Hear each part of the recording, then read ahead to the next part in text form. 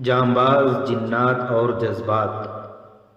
ترکمان کا معرکہ ختم ہو چکا تھا، یا سلطان صلاح الدین ایوبی کے کم از کم ان نائب سالاروں اور کمانڈروں کی نگاہ میں یہ معرکہ ختم ہو چکا تھا جنہوں نے الملک الصالح سیف الدین اور مشتقین کی متحدہ افواج کو ان کے توقعات کے خلاف بے ترتیب اور بزدلانہ پسپائی پر مجبور کر دیا تھا۔ سلطان ایوبی کے فاتح کمانڈروں کے سامنے دشمن کی لاشیں پڑی تھیں، زخمی تڑپ رہے تھے، موزور گھوڑے اور زخمی گھوڑے اور اونٹ زخمیوں اور لاشوں کو کچل رہے تھے۔ دشمن کے جو سپاہی بھاگ نہیں سکے تھے وہ ہتھیار پھینک کر الگ جمع ہوتے جا رہے تھے۔ بے انداز تلواریں، ڈھالیں، برچھیاں، کمانیں، تیروں سے بھرے ہوئے ترکش خیمے اور فوجیوں کا ذاتی سامان جس میں نقدی اور قیمتی اشیاء بھی تھے دور دور تک بکھری ہوئی تھی۔ سلطان صلاح الدین ایوبی اس مقام پر کھڑا تھا جو اس کے دشمن اتحادیوں کے سپریم کمانڈر سیف الدین غازی کا ہیڈ کوارٹر اور اس کی رہائش گاہ تھی۔ پہلے بیان کیا جا چکا ہے کہ سیف الدین اپنی افواج کو بکھرتا اور سلطان ایوبی کی فوج کو یقینی فتح کی طرف بڑھتا دیکھ کر کسی کو بتائے بغیر بھاگ گیا تھا۔ اس کا فرار خفیہ تھا اور شرمناک بھی۔ اس کے ساتھ اس کے حرم کے منتخب لڑکیاں تھیں، ناچنے گانے والیاں، اور اس کے سازندے تھے۔ سونے کے سکوں اور دیگر نقدی کی بوریاں بھری ہوئی تھیں۔ یہ رقم افواج کی تنخواہ تھی اور یہ سلطان ایوبی کے آدمیوں کو خریدنے کے لیے بھی استعمال ہوتی تھی۔ سیف الدین کی یہ رہائش گاہ دلکش کپڑوں کے خیموں، قناتوں اور شامیانوں سے بنی تھی۔ یہ کپڑے کی دیواروں اور چھتوں کا محل تھا۔ اس دور کے جنگجو حکمران ایسے محل اور تمام تر آسائش اور عشرت کا سامان ساتھ رکھتے تھے۔ سیف الدین بھی انہی حکمرانوں میں سے تھا۔ اس نے شراب کی صراحیوں، رنگا رنگ پیالے اور مٹکے بھی ساتھ رکھے ہوئے تھے۔ سلطان ایوبی کپڑوں کے اس دلفریب محل کو دیکھ رہا تھا۔ اس کی نظر پلنگ پر پڑی۔ وہاں تلوار پڑی تو سیف الدین ایسا بوکھلا کر بھاگا تھا کہ تلوار ساتھ لے جانا بھول گیا تھا۔ سلطان ایوبی نے تلوار اٹھا لی، نیام سے نکالی، تلوار چمک رہی تھی۔ سلطان ایوبی اس تلوار کو دیکھتا رہا۔ اپنے ساتھ کھڑے دو سالاروں کی طرف دیکھ کر اس نے کہا، مسلمان کی تلوار پر جب عورت اور شراب کا سایہ پڑ جاتا ہے تو یہ لوہے کا بیکار ٹکڑا بن جاتا ہے۔ اس تلوار کو فلسطین فتح کرنا تھا، مگر صلیب نے اسے اپنے گناہوں میں ڈبو کر اپنی طرح لکڑی کا ڈنڈا بنا ڈالا ہے۔ جو تلوار شراب سے بھیگ جائے وہ لہو کے رنگ سے محروم رہتی ہے۔ اس سے ملحق ایک وسیع اور خوشنما خیمے میں جوان، حسین اور نیم عریاں لڑکیاں ڈری سہمی ہوئی بیٹھی تھیں۔ انہیں اپنا انجام کچھ اور نظر آ رہا تھا۔ فاتح فوج کے قبضے میں آ کر وہ جانتی تھیں کہ ان کے ساتھ کیا سلوک ہوگا۔ ایسی دلکش لڑکیوں کو دیکھ کر کون درندہ نہیں بن جاتا تھا، لیکن انہیں جب سلطان ایوبی کا یہ حکم سنایا گیا کہ وہ آزاد ہیں اور وہ جہاں جانا چاہیں بتا دیں تاکہ وہاں تک انہیں حفاظت اور عزت سے بھیجا جا سکے، تو وہ اور زیادہ خوفزدہ ہو گئیں۔ انہیں اپنی حفاظت میں لے لیا گیا۔ سلطان ایوبی میدان جنگ میں عورت کے وجود کو برداشت نہیں کیا کرتا تھا۔ ان لڑکیوں سے پوچھا گیا کہ ان کی تعداد کتنی تھی تو انہوں نے بتایا کہ ان میں سے 2 لاپتہ ہیں۔ ان کے متعلق یہ بھی بتایا گیا کہ وہ مسلمان نہیں تھیں اور وہی 2 سیف الدین پر چھائی رہتی تھیں۔ یہی کہا جا سکتا تھا کہ وہ سیف الدین کے ساتھ بھاگ گئی ہیں۔ اس دور کے جنگجو میں عموماً یوں ہوتا تھا کہ جنگ ختم ہوتے ہی فاتح فوج مال غنیمت پر ٹوٹ پڑتی تھی۔ زیادہ تر فوجی شکست خوردہ فوج کے اعلیٰ کمانڈر کی رہائش گاہ یعنی مرکز پر دھابہ بولتے تھے، کیونکہ وہاں خزانہ، شراب اور عورتیں ہوتی تھیں۔ ایک طوفانی ہڑبونگ اور بعض اوقات دنگا فساد برپا ہو جاتا تھا۔ سلطان صلاح الدین ایوبی کے احکام سخت تھے۔ کسی افسر کو بھی اس کا عہدہ کتنا ہی اونچا کیوں نہ ہو اجازت نہیں تھی کہ مال غنیمت کو ہاتھ لگائے۔ مال غنیمت سمیٹنے اور ایک جگہ جمع کرنے کا کام کسی ایک دستے کے سپرد کیا جاتا تھا۔ اس کی تقسیم سلطان ایوبی خود کرتا تھا۔ ترکمان کے معرکے کے بعد سلطان ایوبی نے مال غنیمت کے متعلق کوئی حکم نہ دیا۔ اس نے اپنے اور دشمن کے زخمیوں کو اٹھانے، مرہم پٹی کرنے اور جنگی قیدیوں کو الگ کرنے کا حکم دے دیا تھا۔ سلطان ایوبی میدان جنگ میں نظم و نسق اور ڈسپلن کی سختی سے پابندی کراتا تھا۔ اس معرکے میں دشمن بے ترتیبی سے بھاگا تھا۔ سلطان ایوبی کے بعض دستوں نے تعاقب بھی کیا تھا، لیکن اس کی ٹریننگ ایسی تھی کہ تعاقب میں بھی دستے اور جیش ترتیب میں اور ایک دوسرے کے ساتھ رابطے میں رہتے تھے۔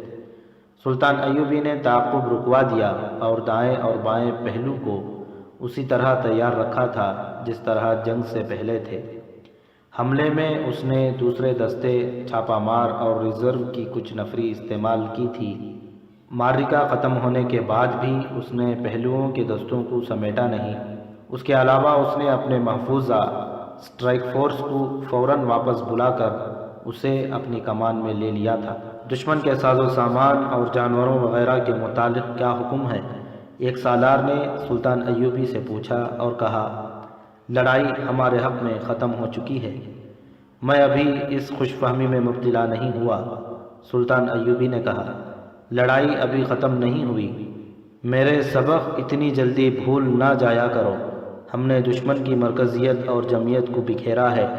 کیا ہمارے کسی دستے نے اس کے پہلوؤں پر حملہ کیا تھا؟ نہیں کیا تھا۔ مجھے شک ہے کہ اس کے دونوں نہیں تو ایک پہلو محفوظ ہے۔ وہ آخر 3 فوجیں تھیں۔ ان کے سالار ایمان فروش ہو سکتے ہیں، ایسے اناڑی نہیں ہو سکتے کہ ان کے جو دستے لڑائی میں شامل نہیں ہوئے انہیں وہ جوابی حملے کے لیے استعمال نہ کریں۔ ہو سکتا ہے ان کا محفوظہ بھی محفوظ اور تیار ہو۔ ان کی مرکزی کمان ختم ہو چکی ہے سلطان محترم، سالار نے کہا۔ انہیں حکم دینے والا کوئی نہیں رہا۔ صلیبیوں کا خطرہ بھی ہے، سلطان ایوبی نے کہا۔ گو مجھے کسی طرف سے بھی اطلاع نہیں ملی کہ صلیبی فوج کہیں قرب و جوار میں موجود ہے، لیکن یہ علاقہ چٹانی ہے، یہاں ٹیلے اور وسیع نشیب ہیں، بعض جگہوں پر جنگل بھی ہیں اور کچھ حصہ ریگستانی بھی ہے، نظر دور تک نہیں دیکھ سکتی۔ دشمن اور سام پر کبھی بھروسہ نہیں کرنا چاہیے، مرتے مرتے ڈنک مار دیتا ہے۔ مجھے سیف الدین کے سالار مظفر الدین کی کوئی خبر نہیں۔ تم سب جانتے ہو کہ مظفر الدین اتنی آسانی سے بھاگنے والا سالار نہیں۔ میں اس کا انتظار کر رہا ہوں۔ اپنی آنکھیں کھلی رکھو، دستوں کو یکجا کرو۔ مظفر الدین اگر میرے سبق بھول نہیں گیا تو وہ مجھ پر ایک جوابی حملہ تو ضرور کرے گا۔ سلطان ایوبی کا خطرہ بے بنیاد نہیں تھا۔ آپ نے قرون حماد کی جنگ میں سیف الدین کے ایک سالار مظفر الدین بن زین الدین کا ذکر پڑھا ہے۔ مظفر الدین سلطان ایوبی کی فوج میں سالار رہ چکا تھا اور اس کی مرکزی کمان میں اس کے ساتھ بھی رہا تھا، اس لیے اسے اچھی طرح علم تھا کہ سلطان ایوبی جنگی منصوبہ کن عناصر کو سامنے رکھ کر تیار کرتا اور میدان جنگ میں اس میں سے کس طرح رد و بدل کرتا ہے۔ مظفر الدین کچھ تو ذہنی لحاظ سے پیدائشی جنگجو تھا۔ زیادہ تر تربیت سلطان ایوبی سے حاصل کی، اس لیے اس میں وہ جوہر تھے جو اسے میدان جنگ سے منہ نہیں موڑنے دیتے تھے۔ وہ سیف الدین کا قریبی رشتہ دار، غالباً چچا زاد بھائی تھا۔ جب سلطان ایوبی مصر سے دمشق آیا اور مسلمان امراء اس کے خلاف صف آرا ہو گئے تو مظفر الدین سلطان ایوبی کو بتائے بغیر اس کی فوج سے نکل کر اس کے دشمن کیمپ میں چلا گیا تھا۔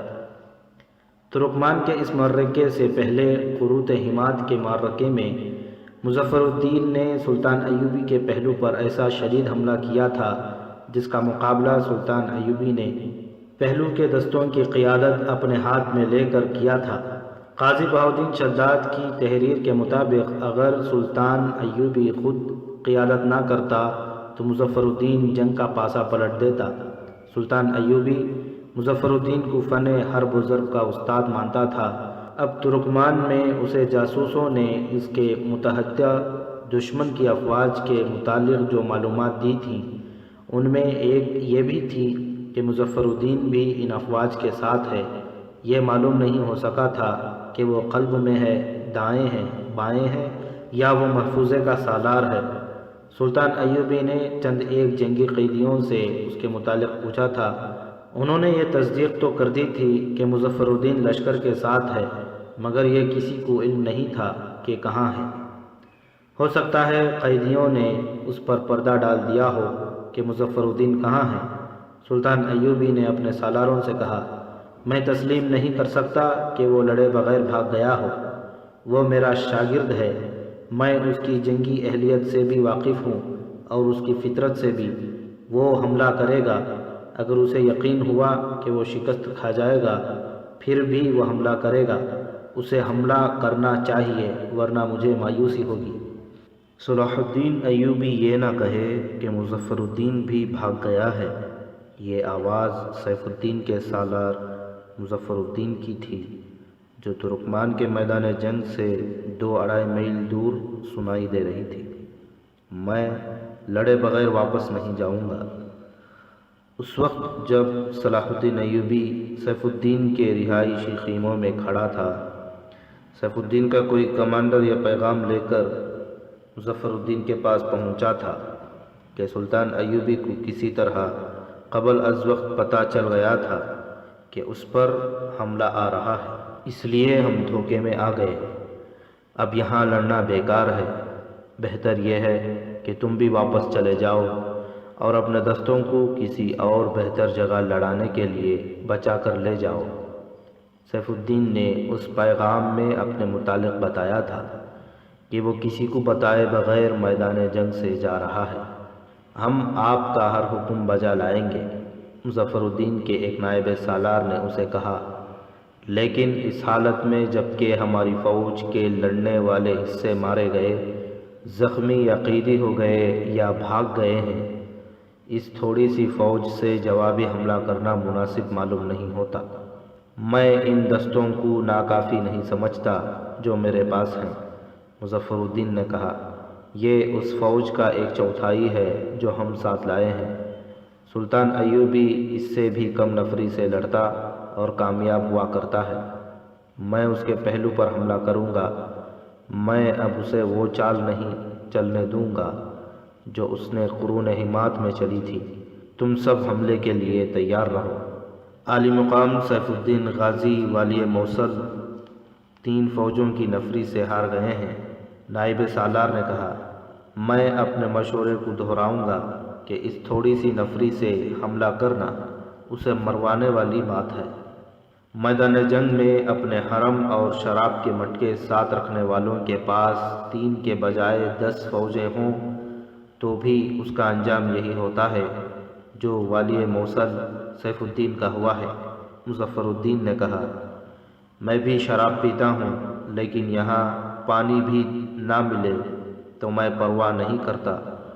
سلطان ایوبی مجھے ایمان فروش اور غدار کہتا ہے، لیکن میں اس لیے اس سے لڑنے سے منہ نہیں موڑوں گا کہ وہ مسلمان ہے۔ یہ 2 سالاروں کی ٹکر ہوگی، یہ 2 پہلوانوں کا دنگل ہوگا، یہ 2 تیغ زنوں کا مقابلہ ہوگا۔ اپنے دستوں کو تیار کرو اور یاد رکھو، صلاح الدین ایوبی کے جاسوسوں کی نظریں زمین کے نیچے بھی دیکھ سکتی ہیں۔ اپنے دستوں کو آج رات اور پرے لے چلو اور ہر طرف دور دور تک اپنے آدمی چھوڑ دو۔ وہ جسے مشکوک حالت میں گھومتا پھرتا دیکھے اسے پکڑیں۔ اس نے ایک جگہ منتخب کر لی تھی جہاں دستوں کو چھپایا جا سکتا تھا۔ حملے کے لیے اس نے کوئی دن اور وقت مقرر نہ کیا۔ اپنے نائب سالاروں سے کہا، سلطان ایوبی میں لومڑیوں کی چالاکی اور خرگوش کی پھرتی ہے۔ مجھے میرے مخبروں نے بتایا ہے کہ اس نے ابھی مال غنیمت سمیٹا نہیں اور اس نے اپنی فوج کے پہلوؤں کو بھی نہیں سمیٹا۔ اس سے پتہ چلتا ہے کہ وہ پیش قدمی نہیں کرے گا، اور یہ بھی ظاہر ہوتا ہے کہ وہ ہمارے جوابی حملے کا خطرہ محسوس کر رہا ہے۔ میں اسے اچھی طرح جانتا ہوں کہ وہ کس انداز سے سوچا کرتا ہے۔ میں اسے یہ دھوکہ دوں گا کہ ہم سب بھاگ گئے ہیں اور اب حملے کا خطرہ ٹل گیا ہے۔ یہ عقل اور فہم و فراست کی جنگ ہوگی۔ وہ 2 دنوں سے زیادہ انتظار نہیں کرے گا۔ اس طرح میں بھی اپنے جاسوسوں کو اس کی نقل و حمل دیکھنے کے لیے استعمال کروں گا۔ جو ہی وہ مال غنیمت سمیٹنے لگے گا اور اس کی توجہ دائیں بائیں سے ہٹ جائے گی، ہم اس کے پہلو پر حملہ کر دیں گے۔ یہی وہ خطرہ تھا جسے صلاح الدین ایوبی محسوس کر رہا تھا۔ سیف الدین کے لشکر پر جس طرح سلطان ایوبی نے بے خبری میں اس کی توقعات اور اس کے خوابوں کے خلاف حملہ کیا تھا، اس کی تفصیلات پچھلی نشست میں سنائی جا چکی ہے۔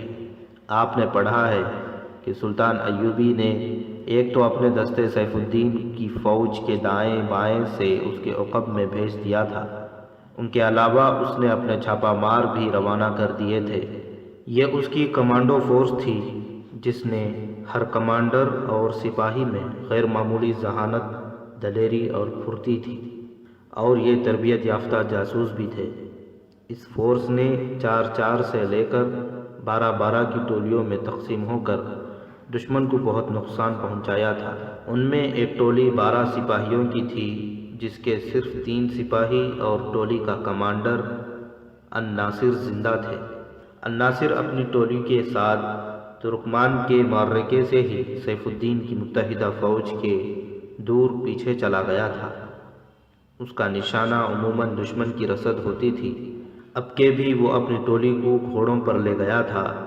اس کے پاس فتیلے والے آتشیں تیر تھے، تھوڑا سا آتش گیر مادہ، پرچھیاں، تلواریں اور خنجر تھے۔ رسد بہت دور تھی۔ الناصر کو زمین نے یہ سہولتیں مہیا کی تھیں کہ یہ میدان یا ریگزار نہیں بلکہ دور دور تک چٹانیں، ٹیلے اور نشیبی علاقے تھے جن میں چھپنا آسان تھا۔ دن کے دوران ہدف کے قریب گھوڑے چھپائے جا سکتے تھے۔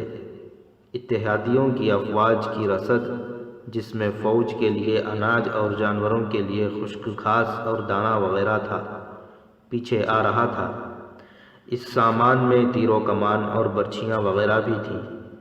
الناصر نے پہلی ہی رات رسد پر کامیاب چھاپا مارا تھا۔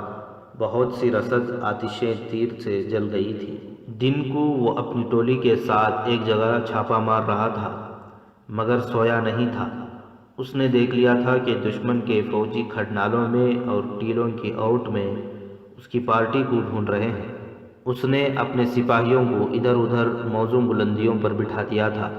انہوں نے کمانوں میں تیر ڈال رکھے تھے۔ دشمن کے فوجی دور سے ہی واپس چلے گئے تھے۔ سورج غروب ہونے کے بعد اس نے چھپ کر رسد کا قافلہ دیکھا۔ قافلے نے پڑاؤ ڈال دیا تھا، مگر اس رات شبخون آسان نظر نہیں آتا تھا۔ دشمن نے ارد گرد گشتی پہرے کا بڑا سخت انتظام کر دیا تھا۔ یہ پہرا پیدل بھی تھا اور گھڑ سوار بھی۔ اس کے باوجود الناصر نے شبخون کا ارادہ کر لیا۔ دشمن کے ابھی بہت سی رسد باقی تھی۔ یہ سلطان ایوبی کا ایک تباہ کن طریقہ کار تھا۔ دشمن کی رسد کو چھاپا ماروں سے تباہ کرا دیا تھا۔ اس کے لیے اس نے ایسے فوجی تیار کر رکھے تھے جو جذبے کے لحاظ سے جنونی اور قطبی تھے۔ ان کی دلیری غیر معمولی اور ذہانت اوسط درجے سپاہیوں سے خاصی زیادہ تھی۔ ان جان بازوں کی دیانتداری کا یہ عالم تھا کہ اتنی دور جا کر بھی جہاں انہیں دیکھنے والا کوئی نہیں ہوتا تھا، وہ فرض شناسی کا جانبازانہ مظاہرہ کرتے تھے۔ الناصر نے رات کو گھوڑے وہیں بندھے رہنے دیے جہاں دن کو چھپائے تھے۔ اپنی پارٹی کو پیدل لے گیا۔ ایک جگہ سے وہ دشمن کی رسد کے پڑاؤ میں داخل ہو گیا۔ اس نے سامان کے انباروں پر آتش گیر مادہ چھڑک کر آگ لگا دی، اپنی ٹولی کو بکھیر دیا۔ سپاہیوں نے شعلوں کی روشنی میں بھاگتے دوڑتے سپاہیوں کو تیروں کا نشانہ بنانا شروع کر دیا۔ دشمن کے فوجی انہیں تلاش کرنے لگے۔ چھاپا مار کب تک چھپ سکتے تھے؟ ایک ایک کر کے پکڑے اور مارے گئے۔ ان میں سے وہی 3 زندہ رہے جو الناصر کے ساتھ تھے۔ انہوں نے بہت تباہی مچائی تھی۔ رسد کے ساتھ جو پہرے دار اور دیگر لوگ تھے، انہوں نے ان سب کو گھیرے میں لینے کی کوشش کی۔ الناصر نے اپنے 3 ساتھیوں کو الگ نہ ہونے دیا۔ وہ شعلوں سے دور ہٹ کر اندھیرے میں گھوڑا گاڑیوں اور خیموں کی اوٹ میں چھپتے، اپنے قریب سے گزرتے سپاہیوں سے بچتے کسی اور ہی سمت کو نکل گئے۔ الناصر نے آسمان کی طرف دیکھا، اسے کوئی ستارہ نظر نہ آیا۔ چھاپا ماروں کو ستاروں سے سمت معلوم کرنے کی ٹریننگ دی جاتی تھی، مگر اس رات آسمان گرد و غبار کی طرح کے بادلوں میں چھپا ہوا تھا۔ الناصر رسد کے پڑاؤ سے دور نکل گیا۔ اسے دشمن کی جلتی ہوئی رسد اور ساز و سامان کے شعلوں کی سرخی دکھائی دے رہی تھی۔ اسے معلوم نہیں تھا کہ اس کے باقی 9 سپاہی زندہ ہیں یا شہید ہو چکے ہیں۔ اس نے دل ہی دل میں آن کی سلامتی کے لیے دعا کی اور اپنے 3 ساتھیوں کو ساتھ لیے اندازے کے مطابق اس طرف چل پڑا جہاں اس کی ٹولی کے گھوڑے بندھے ہوئے تھے۔ وہ رات بھر چلتا رہا۔ دشمن کی رسد کے شعلے نظروں سے اوجھل ہو گئے۔ فضا میں شعلوں کی جو سرخی نظر آتی تھی وہ بھی غائب ہو گئی۔ اگر یہ سرخی نظر آتی رہتی تو وہ اپنے ٹھکانے تک پہنچ سکتا تھا، یہ بھی نہ رہی اور وہ اندھا دھند چلتا گیا۔ زمین کے خد و خال بدل گئے، درخت تو کوئی تھا ہی نہیں۔ اس نے پاؤں تلے سخت زمین کے بجائے ریت محسوس کی، ٹیلے اور چٹانیں بھی نہیں تھی۔ ریت نے اس کے اور اس کے ساتھیوں کے پاؤں وزنی کر دیے۔ پانی اور کھانے کی اشیاء گھوڑوں کے ساتھ تھیلوں میں بندھی تھیں اور گھوڑے نہ جانے کہاں تھے۔ اس نے محسوس کی وہ بہت تھک گیا تھا۔ اس کے تینوں ساتھی بھی پیاس کی شکایت کر چکے تھے۔ ان سب کی رفتار بھی ختم ہوتی جا رہی تھی۔ الناصر نے وہیں رک جانا اور آرام کر لینا مناسب سمجھا۔ اس کے ساتھیوں نے اس امید پر چلتے رہنے کا مشورہ دیا کہ کہیں پانی مل جائے گا۔ اس خطے میں پانی کی قلت تو نہیں تھی، لیکن وہ اس خطے کے اس حصے سے جا نکلے تھے جو ریگزار تھا۔ وہاں پانی کا نام و نشان نہ تھا۔ وہ کچھ دیر اور چلے اور تھک ہار کر بیٹھ گئے۔ الناصر کی آنکھ کھلی تو اس کے تینوں سپاہی بے ہوشی کی نیند سوئے ہوئے تھے۔ سورج افق سے اٹھ آیا تھا۔ الناصر نے چاروں طرف دیکھا، وہ ریت کے سمندر میں کھڑا تھا۔ اس کا دل ڈوبنے لگا۔ وہ تو صحراؤں میں جنا پلا اور صحراؤں میں اس نے لڑائیاں لڑی تھیں۔ وہ ریگزار سے ڈرنے والا نہیں تھا۔ اس کی گھبراہٹ کی وجہ یہ تھی کہ اسے توقع نہیں تھی کہ یہاں ریگستان ہوگا۔ گھبراہٹ کی وجہ یہ بھی تھی کہ افق تک پانی کے کچھ آثار نظر نہیں آتے تھے۔ پیاس سے وہ حلق میں جلن اور چبھن محسوس کر رہا تھا۔ اپنے ساتھیوں کی حالت کا وہ اندازہ کر سکتا تھا۔ اس نے سورج کے مطابق اس سمت دیکھا جدھر ترکمان تھا۔ اسے پہاڑیوں کے ٹیڑھی سی لکیر نظر آئی۔ وہ سیدھا اس سمت نہیں جا سکتا تھا کیونکہ راستے میں دشمن کی فوج تھی۔ اس نے اپنے ساتھیوں کو جگایا۔ وہ اٹھے تو ان کے چہروں پر بھی گھبراہٹ اور تذبذب کے آثار پیدا ہو گئے۔ ہم 2 دن اور بھوکے اور پیاسے رہ سکتے ہیں، اس نے اپنے ساتھیوں سے کہا، اور ان 2 دنوں میں ہم اگر منزل تک نہ پہنچ سکے تو پانی تک ضرور پہنچ جائیں گے۔ تینوں نے اپنے اپنے خیال اور انداز کا اظہار کیا، مگر وہ بہت دور نکل گئے تھے۔ اگر ان کے پاس گھوڑے ہوتے تو مشکل ذرا آسان ہو جاتی۔ نیند نے ان کے جسموں کو کچھ تازگی دے دی تھی۔ ساتھیوں، الناصر نے کہا، خدا ذوالجلال نے ہمیں جس امتحان میں ڈال دیا ہے اس میں پورا اترنا اور کوئی گلہ شکوہ نہ کرنا ہمارا فرض ہے۔ یہاں رکے رہنا تو کوئی علاج نہیں۔ ایک ساتھی نے کہا، بیشتر اس کے کہ سورج ہمارے سروں پر آ کر ہمیں جلانے لگے۔ چل پڑو، اللہ راستہ دکھائے گا۔ وہ چل پڑے۔ سمت کا انہوں نے محض اندازہ کیا تھا، انہیں دور کا چکر بھی کاٹنا تھا۔ سورج اوپر آتا رہا، ریت گرم ہوتی رہی اور تھوڑی دور یوں نظر آتا جیسے یہ ریت نہیں پانی ہو۔ زمین سے لرزتا ہوا دھواں سا اوپر کو اٹھ رہا تھا۔ وہ چاروں صحرا کے قہر سے واقف تھے اور عادی بھی۔ انہیں سراب بھی نظر آنے لگے، مگر صحرا کے اس دھوکے سے واقف ہونے کی بدولت انہوں نے ہر سراب کو نظر انداز کیا۔ ساتھیوں، الناصر نے کہا، ہم ڈاکو نہیں ہیں، اللہ ہمیں سزا نہیں دے گا۔ اگر ہم مر گئے تو یہ موت نہیں شہادت ہوگی۔ دل میں خدا کو یاد کرتے رہو۔ اگر کوئی ایسا مسافر مل گیا جس کے پاس پانی ہوا تو میں ڈاکہ ڈالنے سے گریز نہیں کروں گا، ایک سپاہی نے کہا۔ سب ہنس پڑے اور سب نے محسوس کیا کہ ہنسنے کے لیے بھی انہیں طاقت صرف کرنی پڑی تھی۔ پھر سورج ان کے سروں پر آ گیا، اوپر سے سورج اور نیچے سے ریت ان سب کو جلانے لگی۔ الناصر ایک جنگی ترانہ گنگنانے لگا۔ ترانہ ختم ہو گیا تو انہوں نے ایک اور آواز اور ایک لے میں لا الہ الا اللہ محمد الرسول اللہ صلی اللہ علیہ وسلم کا مترنم ورد شروع کر دیا۔ ہلکی ہلکی ہوا چل رہی تھی، ریت کے چمکتے ہوئے ذرے ان کی نقوش کو مٹاتے جا رہے تھے۔ سورج دوسری سمت نیچے اترنے لگا، چاروں کی آواز دھیمی ہوتی جا رہی تھی، قدم وزنی اور رفتار گھٹ گئی تھی، ہونٹ خشک ہو گئے اور منہ بند نہیں ہوتے تھے۔ ان کے سائے جب دوسری طرف بڑھنے لگے تو ان کا ایک ساتھی خاموش ہو گیا۔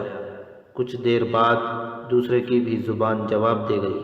الناصر اور اس کا تیسرا ساتھی سرگوشیوں میں لا الہ الا اللہ محمد الرسول اللہ کا ورد کر رہے تھے۔ کچھ دور گئے تو سرگوشیاں بھی ختم ہو گئیں۔ ساتھیوں، الناصر نے جسم کی بچی کچی طاقت صرف کر کے کہا، حوصلہ نہ ہارنا، ہمارے جسموں میں ایمان کی بہت نمی ہے، ہم ایمان کی طاقت سے زندہ رہیں گے۔ اس نے اپنے ساتھیوں کے چہروں کو باری باری دیکھا، وہاں خون کا نام و نشان نہیں تھا، سب کی آنکھیں اندر کو چلی گئی تھیں۔ سورج غروب ہو گیا، جوں جوں شام تاریک ہوتی رہی، ریت ٹھنڈی ہوتی گئی۔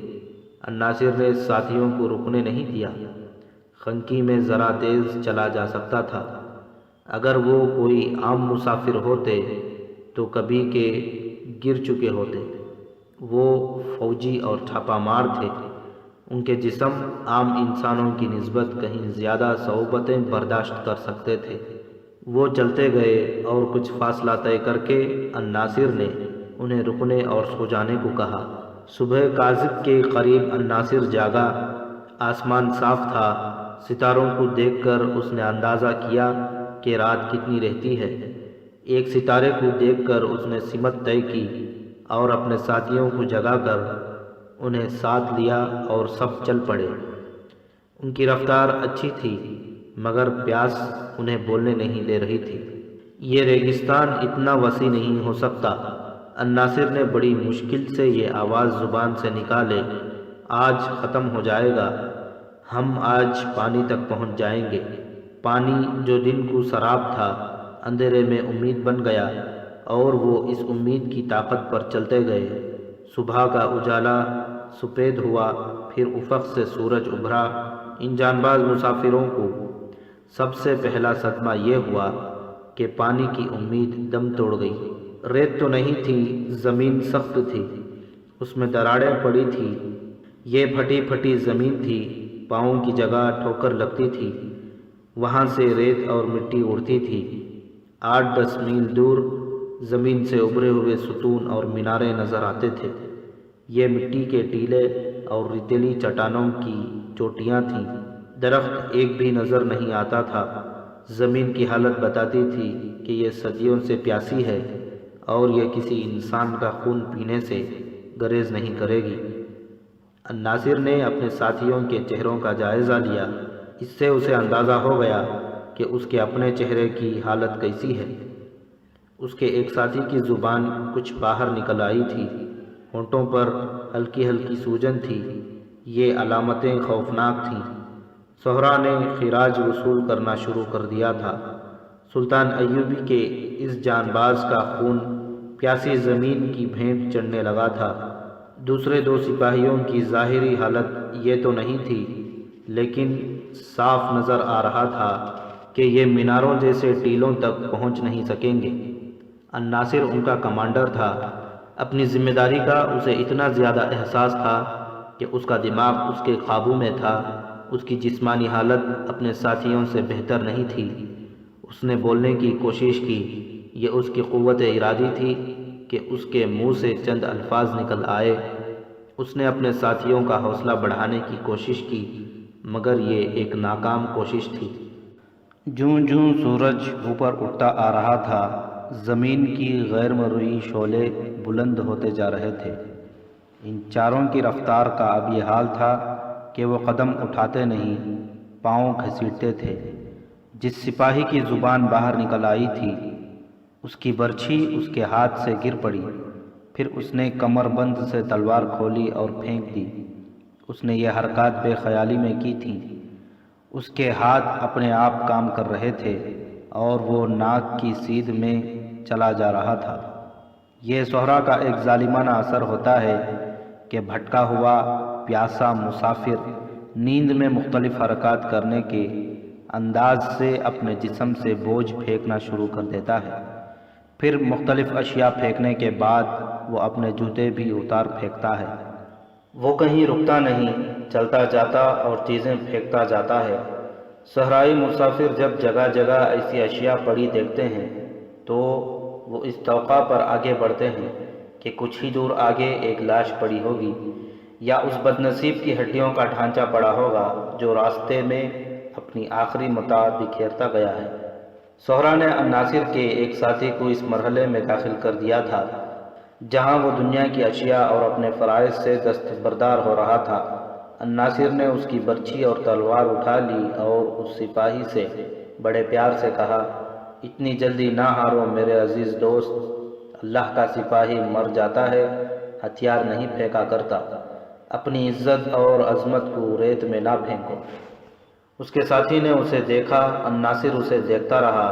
سپاہی نے اچانک قہقہا لگایا اور سامنے دیکھتے ہوئے ہاتھ سے اشارہ کیا، بڑی جاندار آواز میں بولا، پانی، وہ دیکھو باغ، پانی مل گیا، اور وہ آگے کو دوڑ پڑا۔ وہاں پانی تھا، نہ پانی کا سراب۔ وہ زمین ایسی تھی جہاں سراب نظر نہیں آیا کرتے۔ سراب ریت کی چمک کا ہوتا ہے۔ اس پر سہرا کا دوسرا ظالمانہ اثر ہونے لگا تھا۔ یہ تھے واہمے اور ایسے تصورات جو حقیقی روپ میں دکھائی دیتے تھے۔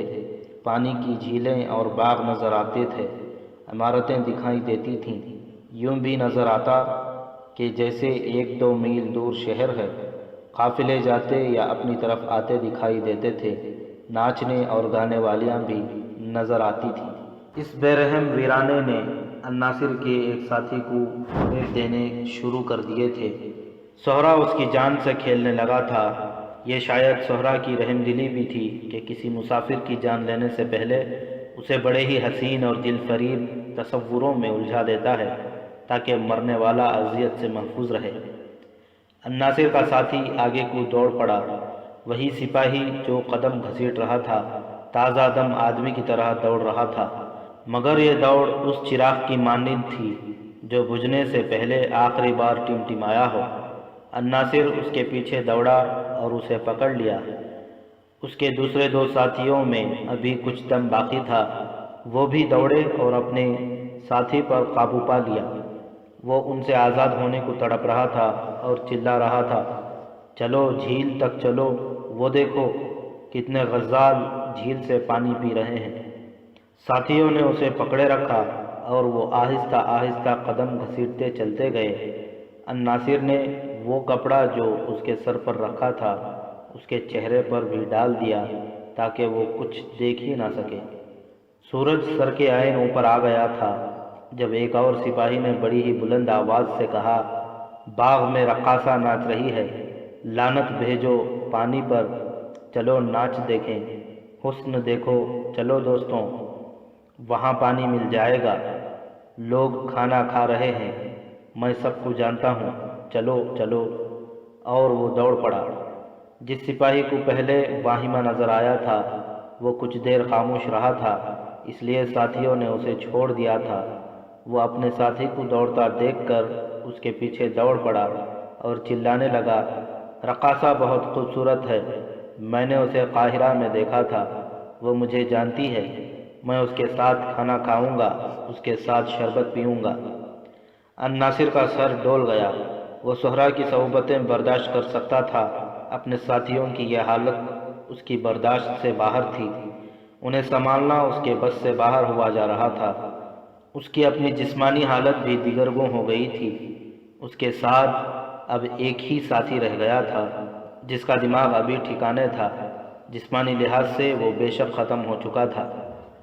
ان کے جو دو ساتھی باغ اور رقص کے واہمے کے پیچھے دوڑے تھے، چند قدم دوڑ کر گر پڑے۔ انہیں گرنا ہی تھا، ان کے جسموں میں رہا ہی کیا تھا۔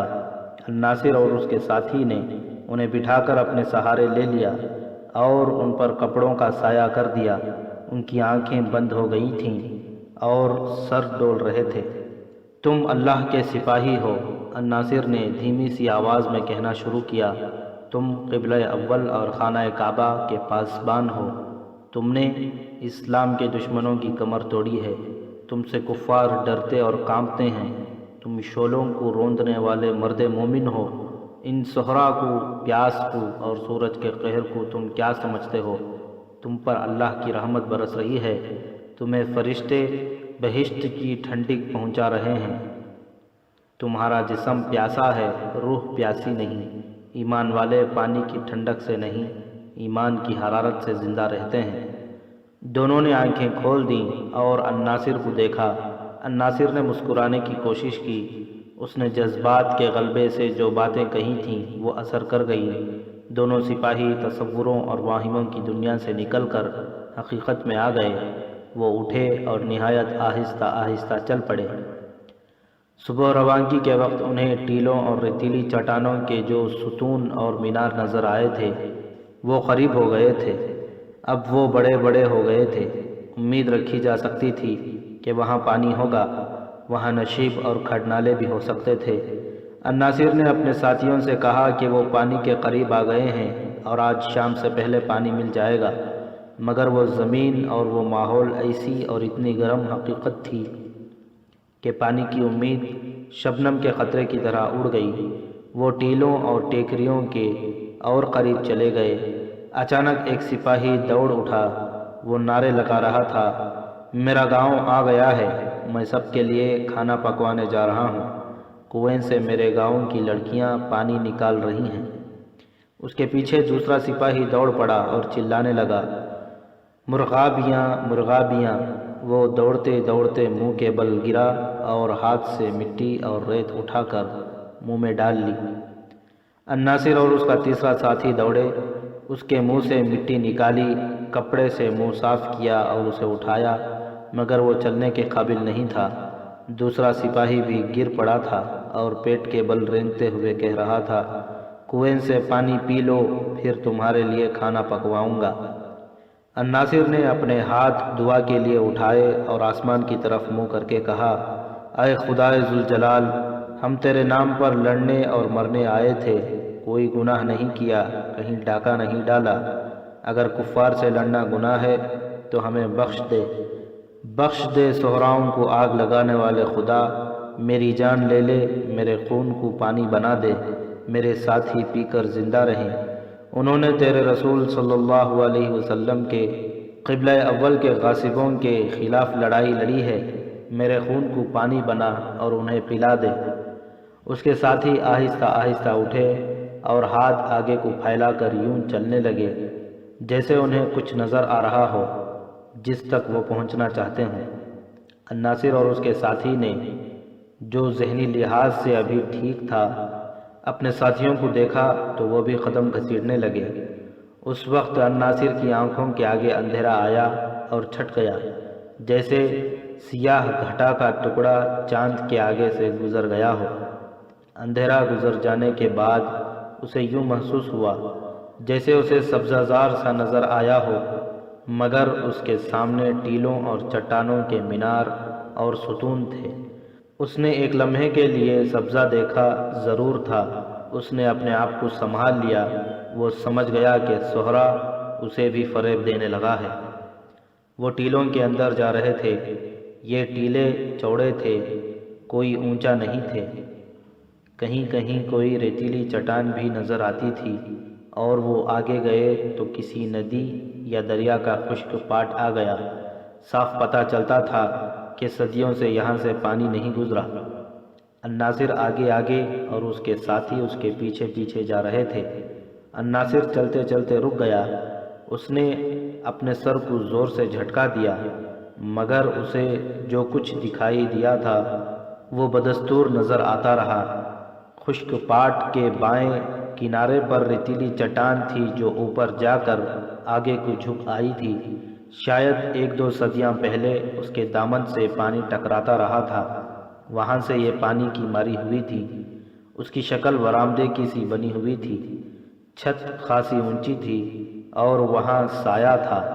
اس سائے میں 2 گھوڑے کھڑے تھے اور ان کے قریب 2 جوان لڑکیاں بیٹھی تھیں۔ وہ اٹھ کھڑی ہوئیں، ان کے رنگ گورے اور نقش و نگار بہت دلکش تھے۔ الناصر نے ان سے دور رک کر اپنے ساتھیوں سے پوچھا، تمہیں بھی وہ 2 لڑکیاں اور 2 گھوڑے نظر آ رہے ہیں؟ اس کے وہ 2 ساتھی جو واہموں اور تصوروں کا شکار ہو چکے تھے خاموش رہے۔ ایک نے کہا، دھند ہے، کچھ بھی نظر نہیں آ رہا، اور وہ گر پڑا۔ اس کا وہ ساتھی جو ذہنی لحاظ سے ابھی ٹھیک تھا سرگوشی میں بولا، میں انہیں دیکھ رہا ہوں۔ اللہ ہم پر رحم کرے، الناصر نے کہا، ہم دونوں کے بھی دماغ معوف ہو گئے ہیں، ہمیں بھی وہ چیزیں نظر آنے لگی ہیں جو حقیقت میں نہیں ہیں۔ جہنم کے اس ویرانے میں اتنی خوبصورت لڑکیاں نہیں آ سکتیں۔ اگر ان کا لباس صحرائی خانہ بدوشوں جیسا ہوتا تو ہم کہہ سکتے تھے کہ یہ تصور نہیں حقیقت ہے۔ اس کے ساتھی نے کہا، آگے چلو، سائے میں بیٹھ جاتے ہیں، یہ لڑکیاں نہیں، ہمارے ذہنوں کا فطور ہے۔ مگر میں ہوش میں ہوں، الناصر نے کہا، میں تمہیں پہچان رہا ہوں، تمہاری بات سمجھ گیا ہوں، میرا دماغ میرے قابو میں ہے، میں بھی ہوش میں ہوں۔ اس کے ساتھی نے کہا، اگر ہم حقیقت میں لڑکیاں دیکھ رہے ہیں تو جنات ہوں گی۔ لڑکیاں اس طرح بے حس و حرکت کھڑی انہیں دیکھ رہی تھیں جیسے بت ہوں۔ الناصر دلیر آدمی تھا، وہ آہستہ آہستہ ان کی طرف بڑھا، لڑکیاں غائب نہ ہوئیں۔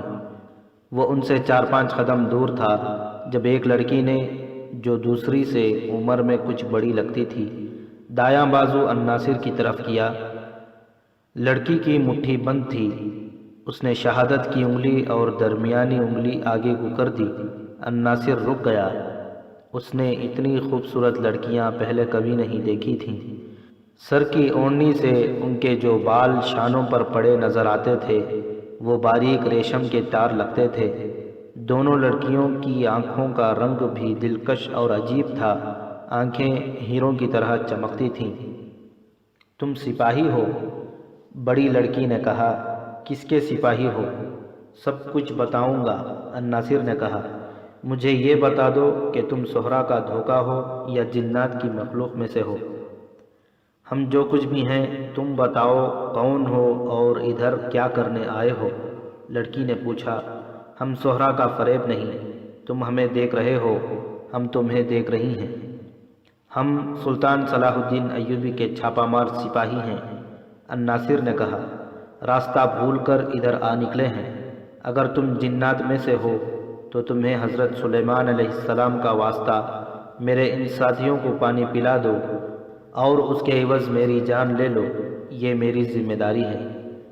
اپنے ہتھیار آگے پھینک دو، لڑکی نے اپنا بازو نیچے کرتے ہوئے کہا، حضرت سلیمان علیہ السلام کے نام پر مانگی ہوئی چیز سے ہم انکار نہیں کر سکتے، اپنے ساتھیوں کو سائے میں لے آؤ۔ الناصر نے اپنے وجود میں ایک لہر دوڑتی محسوس کی، جیسے سر سے داخل ہوئی اور پاؤں سے نکل گئی ہو۔ وہ انسانوں کا مقابلہ کرنے والا جانباز تھا، اس کے شب خون اس کے ساتھیوں کو حیران کر دیا کرتے تھے، مگر ان لڑکیوں کے آگے وہ بزدل بن گیا۔ اس کے دل پر ایسے خوف کی گرفت تھی جو اس نے کبھی محسوس نہیں کی تھی۔ وہ جنات کی کہانیاں سنتا رہتا تھا، جنات سے کبھی آمنا سامنا نہیں ہوا تھا۔ اسے ہر لمحہ توقع تھی کہ یہ 2 لڑکیاں اور 2 گھوڑے غائب ہو جائیں گے یا شکلیں بدل لیں گے۔ ان کے خلاف وہ کچھ نہیں کر سکتا تھا، وہ بے بس اور مجبور ہو گیا۔ اس نے اپنے ساتھیوں سے کہا کہ وہ سائے میں چلیں۔ ان میں سے ایک تو بے ہوش پڑا تھا، اسے گھسیٹ کر سائے میں لے گئے۔ اپنے متعلق بتاؤ، تم کیا کر کے آئے ہو؟ لڑکی نے پوچھا۔ پانی پلاؤ۔ الناصر نے التجا کی۔ سنا ہے جنات ہر چیز حاضر کر دیا کرتے ہیں۔ گھوڑوں کے ساتھ مشکیزیں ہیں، لڑکی نے کہا، ایک کھول لو۔ الناصر نے ایک گھوڑے کی زین کے ساتھ بندھا ہوا مشکیزہ کھولا۔ پانی سے بھرا ہوا تھا۔ اس نے سب سے پہلے بے ہوش ساتھی کے منہ میں پانی ٹپکایا۔ اس نے آنکھیں کھولی اور اٹھ بیٹھا۔ الناصر نے مشکیزہ اس کے منہ سے لگا دیا، لیکن اسے زیادہ پانی نہ پینے دیا۔ باری باری سب نے پانی پی لیا۔ الناصر کا دماغ صاف ہو گیا۔ اس نے سوچا کہ یہ لڑکیاں تصور یا واہمہ ہوتا تو دماغ میں جان آ جانے سے یہ واہمہ غائب ہو جاتا، لیکن لڑکیاں وہاں موجود تھیں، اور سب سے بڑی حقیقت یہ تھی کہ اس نے پانی پیا تھا۔ اگر پانی محض تصور ہوتا تو اس سے اس کے جسم میں تازگی نہ آتی۔ اس نے لڑکیوں کو ایک بار پھر دیکھا اور بڑی غور سے دیکھا۔ اب وہ اسے اور زیادہ حسین نظر آئیں۔ وہ یقیناً انسان نہیں تھیں۔ الناصر کی ذہنی، جذباتی اور جسمانی کیفیت یہ تھی کہ اسے اپنے اوپر کوئی اختیار نہیں رہا تھا۔ وہ محسوس کر رہا تھا کہ وہ اپنی مرضی سے سوچنے کے قابل نہیں رہا۔ اس کے ساتھیوں کے چہروں پر زندگی عود کر آئی تھی۔ یہ اس تھوڑے سے پانی کا کرشمہ تھا جو ان کے جسموں میں گیا تھا، مگر الناصر کی طرح ان پر بھی خوف طاری ہو گیا تھا۔ لڑکیاں انہیں خاموشی سے دیکھ رہی تھیں۔ باہر کی دنیا جل رہی تھی۔ زمین ایسے شعلے اگل رہی تھی جو محسوس ہوتے تھے، نظر نہیں آتے تھے، لیکن جہاں یہ لوگ بیٹھے تھے وہ ان شعلوں سے محفوظ تھے۔ اوپر ریتیلی چٹان کی چھت تھی اور جگہ خاصی کشادہ تھی۔ بڑی لڑکی نے بازو الناصر کی طرف بڑھایا، درمیانی انگلی اور شہادت کی انگلی آگے کر کے بازو کو گھوڑوں کی طرف گھما کر کہا، وہ تھیلا کھول لاؤ اور اپنے ساتھیوں کو دو۔ الناصر ایسے انداز سے گھوڑے کی زین کے ساتھ بندھا ہوا چمڑے کا تھیلا کھول لایا جیسے اس نے یہ حرکت کسی جادو کے زیر اثر کی ہو۔ اس نے تھیلا کھولا تو اس میں کھجوروں کے علاوہ کھانے کی کچھ ایسی چیزیں پڑی تھیں جو صرف امیر لوگ کھایا کرتے تھے۔ خشک گوشت بھی تھا جو کھانے کے قابل تھا۔ ان لڑکیوں کو دیکھا۔ بڑی لڑکی نے کہا، کھاؤ۔ الناصر نے یہ چیزیں اپنے ساتھیوں میں تقسیم کر دیں۔ ان سب کے پیٹ سے لگے ہوئے تھے۔ انہوں نے کھانا شروع کر دیا۔ کھانا مقدار کے لحاظ سے تھوڑا تھا، جو بظاہر ایک آدمی کے لیے کافی تھا، لیکن چاروں سیر ہو گئے۔ انہیں ماحول نکھرا ہوا دکھائی دینے لگا۔ لڑکیوں کا حسن پہلے سے کہیں زیادہ پرکشش اور پر اسرار ہو گیا۔ تم ہمارے ساتھ کیا سلوک کرو گی؟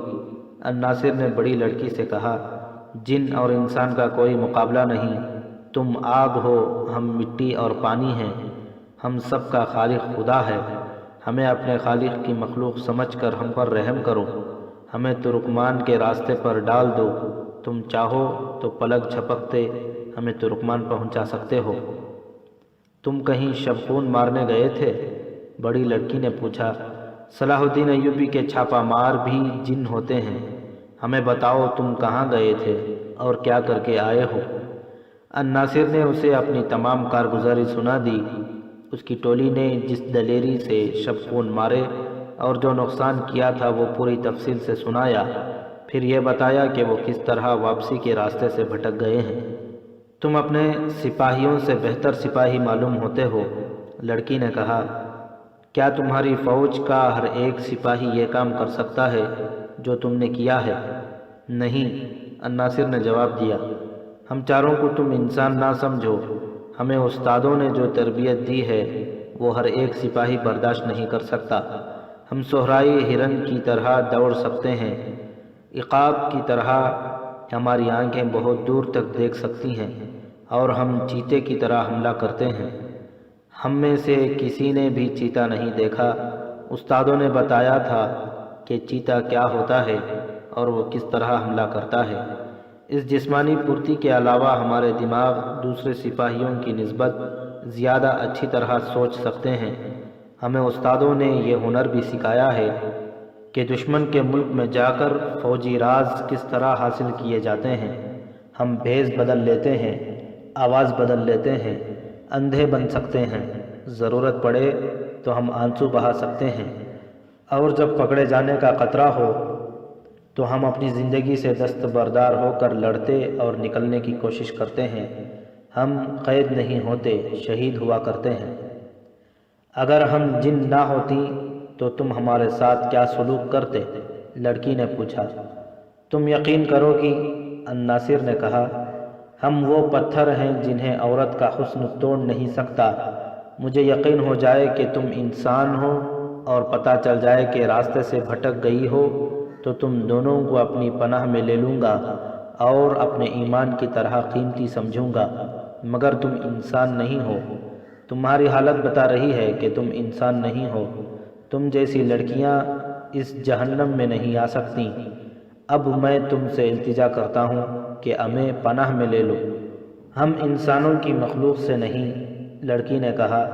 ہمیں معلوم تھا تم کیا کر رہے ہو، ہمیں معلوم تھا کہ تم راستے سے بھٹک گئے ہو۔ اگر تم گنہگار ہوتے تو جس صحرا میں سے تم گزر کر آئے ہو وہ تمہارا خون پی جاتا اور تمہارے جسم کے گوشت کو ریت بنا کر تمہاری ہڈیاں ننگی کر دیتا۔ اس صحرا نے بھٹکے ہوئے گنہگاروں کو کبھی نہیں بخشا۔ ہم دونوں تمہارے ساتھ تھیں۔ تمہیں جو صعوبتیں برداشت کرنی پڑی ہیں وہ اس لیے تم پر ڈالی گئی ہیں کہ تم خدا کو بھول نہ سکو اور تمہارے دل سے گناہ کا خیال اور ارادہ نکل جائے۔ ہمیں معلوم تھا کہ ہم جیسی خوبصورت لڑکیوں کو دیکھ کر تم بھوک اور پیاس کو بھول جاؤ گے اور تمہارے دل پر شیطان کا قبضہ ہو جائے گا۔ تم ہمارے ساتھ ساتھ کیوں رہیں؟ الناصر نے پوچھا۔ ہمیں اس نے بھیجا ہے جو صحراؤں میں راستہ بھول جانے والے نیک بندوں کو راہ دکھاتا ہے۔ بڑی لڑکی نے کہا، تم پر خدا نے جو رحمت نازل کی ہے اس کا تم حساب نہیں کر سکتے۔ اس نے ہمیں کہا تھا کہ مرد نزا کے عالم میں بھی شیطان کے اثر سے آزاد نہیں ہوتا۔ اس ناپاک قبضے سے آزاد کرنے کے لیے خدا نے تمہیں عذاب میں ڈالا ہے۔ پھر ہمیں حکم ملا کہ ان کے سامنے آ جاؤ اور انہیں پناہ میں لے لو۔ ہم جانتے تھے کہ تم نے دشمن کو کس طرح اور کتنا نقصان پہنچایا ہے۔ پھر مجھ سے کیوں پوچھا تھا؟ الناصر نے پوچھا۔ یہ دیکھنے کے لیے کہ تم کتنا جھوٹ اور کتنا سچ بولتے ہو۔ لڑکی نے کہا، تم سچے ہو۔ ہم جھوٹ نہیں بولا کرتے، الناصر نے کہا۔ شبخون مارنے والے خدا کو گواہ بنایا کرتے ہیں۔ اپنی فوج اور اپنے سالاروں کی نظروں سے اوجھل ہو کر ہم اس حقیقت کو دل میں بٹھا لیتے ہیں کہ ہمیں خدا دیکھ رہا ہے۔ ہم خدا کو دھوکہ نہیں دے سکتے۔ الناصر خاموش ہو گیا اور پوچھا، تم نے میرے اس سوال کا جواب نہیں دیا کہ ہمارے ساتھ کیا سلوک کرو گی؟ جو ہمیں حکم ملا ہے اس کے خلاف ہم کچھ نہیں کر سکتے۔ لڑکی نے جواب دیا، ہمارا سلوک برا نہیں ہوگا۔ ہم دیکھ رہے ہیں کہ تم اب بول نہیں سکتے۔ تمہاری اور تمہارے ساتھیوں کی آنکھیں بند ہو رہی ہیں، مگر تمہارے دلوں میں جو خوف ہے وہ تمہیں سونے نہیں دے رہا۔ دل سے خوف نکال دو اور سو جاؤ۔ پھر کیا ہوگا؟ الناصر نے پوچھا۔ جو اللہ کا حکم ہوگا، لڑکی نے جواب دیا۔ ہم تمہیں نقصان نہیں پہنچا سکتے۔ اگر بھاگنے کی کوشش کرو گے تو ان ریتیلی ستونوں کی طرح ستون بن جاؤ گے۔ تمہیں دور سے یہ ستون نظر آئے ہوں گے، ان کے اوپر کوئی چھت نہیں، یہ مینار لگتے ہیں، اصل میں انسان ہیں، انسان تھے۔ ہمیں حکم نہیں کہ تمہیں دکھاؤں۔ اگر حکم ہوتا تو کسی بھی مینار پر تم تلوار کی ضرب لگاتے تو اس میں سے خون پھوٹتا۔ الناصر اور اس کے ساتھیوں کی آنکھیں خوف سے باہر آنے لگی، ان کی سانسیں رک گئیں۔ یہ روئے زمین کا جہنم ہے، لڑکی نے کہا۔ ادھر وہی آتا ہے جو راہ سے گمراہ ہو جاتا ہے، اور وہ کہ جو بھولے بھٹکے مسافروں کو راستہ دکھاتا ہے اور کسی کو نظر نہیں آیا کرتا۔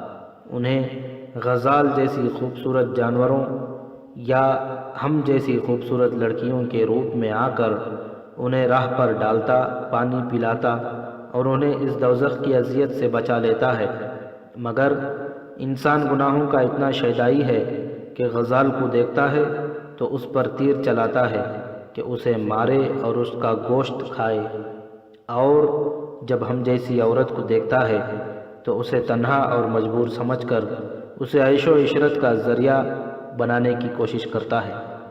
وہ بھول جاتا ہے کہ اس کا آخری وقت آ پہنچا ہے۔ وہ لڑکی سے کہتا ہے کہ آؤ میرے ساتھ، تمہارے ساتھ شادی کروں گا، تم میرے حرم کی ملکہ ہو۔ ریت اور مٹی کے یہ بے ڈھنگ اور لمبوترے مینار ایسے ہی آدمی تھے، تم ان میں شامل نہیں ہوگے، سو جاؤ۔ اگر ہمیں دیکھ کر تمہارے دل میں گناہ انگڑائی لے تو اسے بھی سلا دینا، ورنہ تمہارا انجام یہی ہوگا جو تم دیکھ رہے ہو۔ انسان کی یہ کمزوری ہے کہ جس لذت کی وہ پیداوار ہے اسی لذت کا شیدائی ہو کر تباہ ہوتا ہے اور بڑے برے انجام کو پہنچتا ہے۔ انسان کی اس کمزوری نے قوموں کے نام و نشان مٹا دیے ہیں۔ لڑکی کے بولنے کے انداز میں جادو کا سا اثر تھا۔ یہ کسی پہلو اس دنیا کی لڑکی نہیں تھی، اس کے سینے میں ایک مقدس پیغام تھا۔ الناصر اور اس کے ساتھیوں پر تقدس طاری ہو گیا اور وہ خود فراموشی کے عالم میں سنتے رہے۔ پھر وہ اونگنے لگے اور ایک ایک کر کے لڑک گئے۔ چاروں گہری نیند سو گئے تو بڑی لڑکی نے چھوٹی لڑکی کی طرف دیکھا، دونوں مسکرائیں اور انہوں نے سکون کی لمبی آہ بھری۔